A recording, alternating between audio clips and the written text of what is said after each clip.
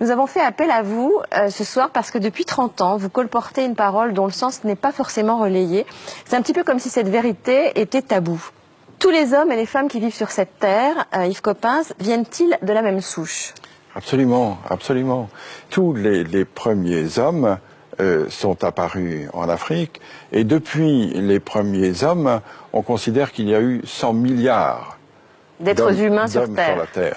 Et les 100 milliards, comme bien sûr les 6 milliards d'hommes d'aujourd'hui, viennent tous de cette souche, de ce berceau tropical et africain. Tous nos ancêtres étaient africains. Tous nos ancêtres étaient africains. Nous sommes tous africains, Karine. Bah oui, moi je le sais en revanche. Ça veut dire que tous nos ancêtres... Je suis comme vous, je suis comme vous. Ça veut dire que tous nos ancêtres, Yves Coppens, en Afrique, il y avait du soleil, tous nos ancêtres étaient noirs?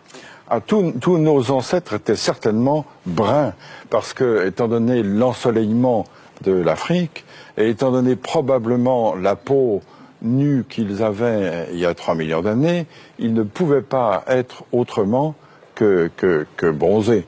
Tous les ancêtres, des Danois, des Espagnols, de tout le monde, etc., étaient noirs. Oui. Pourquoi ça ne se sait pas, à votre avis? Vous le dites, vous, depuis 30 ans. Ben oui, mais ma petite voix ne porte pas suffisamment. J'ai une voix confidentielle. J'imagine la tête du monsieur hyper raciste qui est en train de regarder, qui fait non, pas vrai. Pas vrai. Oula, demain, vous allez avoir du courrier. Yves Coppens, en fait, les humains, enfin les préhumains sont partis dans différentes directions depuis l'Afrique. Et puis, pour s'adapter au climat, pour s'adapter à leur environnement, ils ont déterminé des traits qui étaient le plus adaptés, c'est ça? C'est ça, c'est-à-dire que les humains, à partir de 3 millions d'années, à partir du moment où ils ont eu la culture, à partir du moment où ils ont eu la conscience, tout ça, ça a 3 millions d'années. Petit à petit, se sont déployés et ils ont atteint d'autres climats. Et petit à petit, se sont adaptés à autre chose. Par exemple, pour aller en Asie, ils ont dû traverser des montagnes très très hautes, très ensoleillées. Et donc, petit à petit, leurs yeux se sont adaptés, c'est ça? En effet, l'œil bridé pourrait être dû à une sélection naturelle de ceux qui avaient la capacité d'accommoder plus que d'autres, parce que chacun sait qu'à de fortes altitudes, la luminosité est insupportable. Et comment est-on passé du noir au blanc? Là aussi, c'est un gradient de couleur, un gradient de coloration, c'est-à-dire qu'avec moins d'ensoleillement, on avait nécessité d'avoir une peau avec un écran moins fort pour que la synthèse de la vitamine D, qui est la synthèse de croissance, puisse se faire.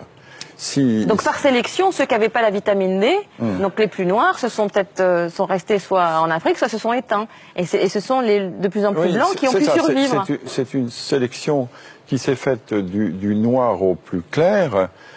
Si on a un écran de mélanine là où il n'y a pas beaucoup de soleil, la vitamine D ne se synthétise pas et on ne grandit pas. Et du coup, ça gêne évidemment la croissance et le développement de population. Donc le blanc pour vous, c'est pas une couleur? Le blanc, c'est une décoloration. Les blancs sont décolorés pour vous? Oui, je suis un décoloré. Ah oui. Et l'œil bleu, c'est épouvantable ce que je vais dire. C'est un œil qui n'a pas de couleur, c'est le fond qui se reflète. Ah, c'est intéressant. Bah non. Bah si.